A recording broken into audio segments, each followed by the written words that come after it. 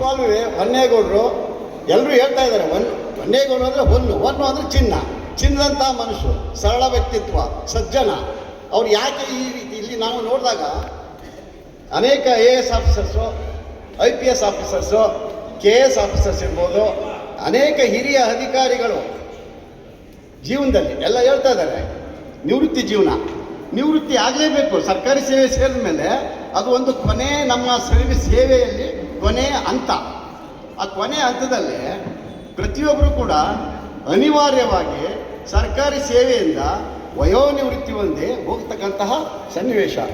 ಆದರೆ ಇವತ್ತಿನ ಈ ಒಂದು ಜನರ ಒಂದು ಸಮೂಹವನ್ನು ನೋಡಿದ್ರೆ, ಹಿರಿಯರ ಸಮೂಹವನ್ನು ನೋಡಿದ್ರೆ, ಬಂಧು ಬಳಗ, ತುಂಬ ವಿಶ್ವಾಸಿಗಳು, ಪ್ರೀತಿಸ್ತಕ್ಕಂಥವ್ರು, ಇವರೆಲ್ಲವನ್ನು ನೋಡಿದಾಗ ನಿಜವಾಗ್ಲೂ ತುಂಬ ಆನಂದ ಆಯ್ತದೆ. ಈಗ ಯಾರೂ ಕೂಡ ಈ ರೀತಿಯ ಸಮಾರಂಭವನ್ನು, ಬೀಳ್ಕೊಡುಗೆ ಸಮಾರಂಭವನ್ನು ಏರ್ಪಡಿಸಿದ್ದನ್ನು ನೋಡಿಲ್ಲ, ಇದುವರೆಗೆ ಮಾಡಿಲ್ಲ, ಮುಂದೆ ಮಾಡ್ತಾರೆ ಏನೋ ನನಗೆ ಗೊತ್ತಿಲ್ಲ. ಯಾಕೆಂತಂದರೆ ಇದಕ್ಕೆ ಕಾರಣ ಏನು, ಅದು ಇನ್ನೊಂದು ಹೇಳ್ತೀನಿ. ಹೊನ್ನೇಗೌಡರು ನಮ್ಮ ಸಂಬಂಧ ಏನು ಅಂತಂದರೆ, ಹೊನ್ನೇಗೌಡರು ಸಮಾಜ ಕಲ್ಯಾಣ ಇಲಾಖೆ, ನಾನು ಹಿಂದುಳಿದ ವರ್ಗಗಳ ಕಲ್ಯಾಣ ಇಲಾಖೆ. ಸಮಾಜ ಕಲ್ಯಾಣ ಇಲಾಖೆ, ಹಿಂದುಳಿದ ವರ್ಗಗಳ ಕಲ್ಯಾಣಕ್ಕೆ ಸಿಸ್ಟರ್ ಡಿಪಾರ್ಟ್ಮೆಂಟು, ಅಣ್ಣ ತಮ್ಮ, ಅಕ್ಕ ತಮ್ಮ, ಈ ರೀತಿ. ಇವರು ಕೊಳ್ಳೇಗಾಲದಲ್ಲಿ ತಾಲೂಕಾ ಸಮಾಜ ಕಲ್ಯಾಣಾಧಿಕಾರಿಯಾಗಿದ್ದಾಗ ನಾನು ಚಾಮರಾಜನಗರ ಜಿಲ್ಲಾ ಹಿಂದುಳಿದ ವರ್ಗಗಳ ಕಲ್ಯಾಣಾಧಿಕಾರಿಯಾಗಿ ಕೂಡ ಕೆಲಸ ನಿರ್ವಹಿಸಿದ್ದೆ. ಅಷ್ಟೇ ಅಲ್ಲ, ಇವರ ನಮ್ಮ ಸಂಬಂಧ, ನಾವೆಲ್ಲರೂ ಕೂಡ ಮೈಸೂರಿನಲ್ಲಿ JP ನಗರದ ನಿವಾಸಿಗಳು. JP ನಗರದ ನಿವಾಸಿಗಳು ಏನಂತಾರೆ, ಅಲ್ಲಿ ನಮ್ಮದು ಒಂದು JP ನಗರದ ಕ್ಲಬ್ ಇದೆ. ಆ ಕ್ಲಬ್ನಲ್ಲೇ ಶ್ರೀಯುತ ಹೊನ್ನೇಗೌಡರು ಕೂಡ ಅಲ್ಲಿ ಮೆಂಬರ್ ಆಗಿದ್ದಾರೆ, ನಾನು ಕೂಡ ಮೆಂಬರ್ ಆಗಿದ್ದೇವೆ. ಅಲ್ಲೇನಾದರೂ ಆ JP ಅಲ್ಲ, ಎಷ್ಟು ಅವರು ಧಾರಾಳ ವ್ಯಕ್ತಿತ್ವ, ಹುಡುಗೈ ದಾನಿಗಳು ಅಂತಂದರೆ ಒಂದು ಎಕ್ಸಾಂಪಲ್ ಹೇಳಲೇಬೇಕಾಗತ್ತೆ ಈ ಸಂದರ್ಭದಲ್ಲಿ.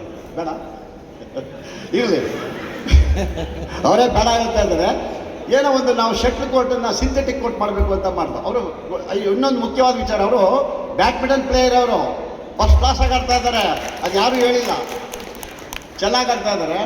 ಸೊ ಆವಾಗ ಸಿಂಥೆಟಿಕ್ ಕೋರ್ಟ್ ಮಾಡೋಂತಹ ಸಂದರ್ಭದಲ್ಲಿ ನನ್ನನ್ನೂ ಸೇರಿಸಿ ನಾವೆಲ್ಲ ಸೇರಿ, ಇಲ್ಲಿ ನಮ್ಮ ಪೊಲೀಸ್ ಇನ್ಸ್ಪೆಕ್ಟರ್ ಬಂದಿದ್ದಾರೆ ಒಬ್ಬರು ಬಸವರಾಜು ಅಂತ, ಅವರ ನೇತೃತ್ವದಲ್ಲೇ ಎಲ್ಲರೂ ಕೂಡ ಸಿಂಥೆಟಿಕ್ ಕೋರ್ಟ್ ಮಾಡಿದ್ದೀವಿ.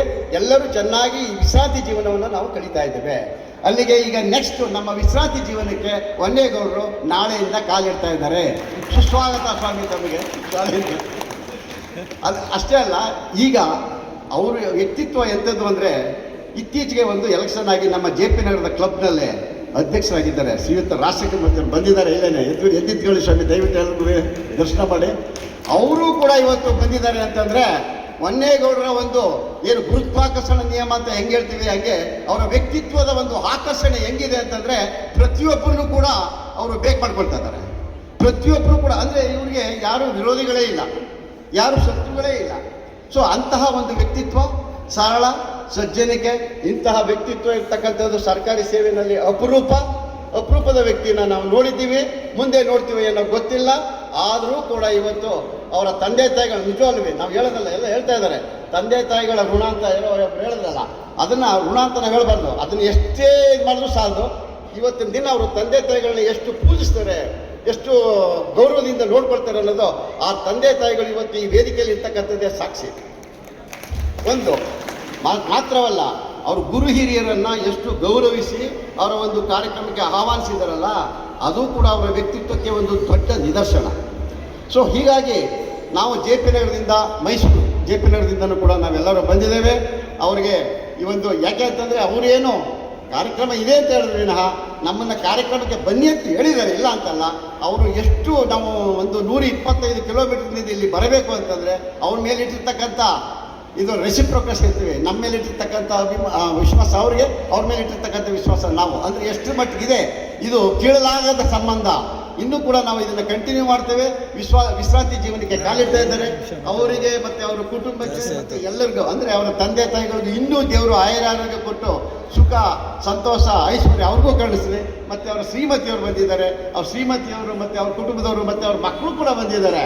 ಎಲ್ಲರಿಗೂ ಕೂಡ ಭಗವಂತ ಈ ಆಯುರಾರೋಗ್ಯ, ಆಯುಷು, ಸಂಪತ್ತು ಎಲ್ಲವನ್ನು ಇನ್ನೂ ಕರುಣಿಸಲಿ ಅಂತ ಅಂದ್ಬಿಟ್ಟು ನಿಮ್ಮೆಲ್ಲರ ಪರವಾಗಿ ನಾನು ಕೇಳ್ಕೊಳ್ತಾ ನಾನು ಎರಡು ಮಾತನ್ನು ಮುಗಿಸ್ತೇನೆ.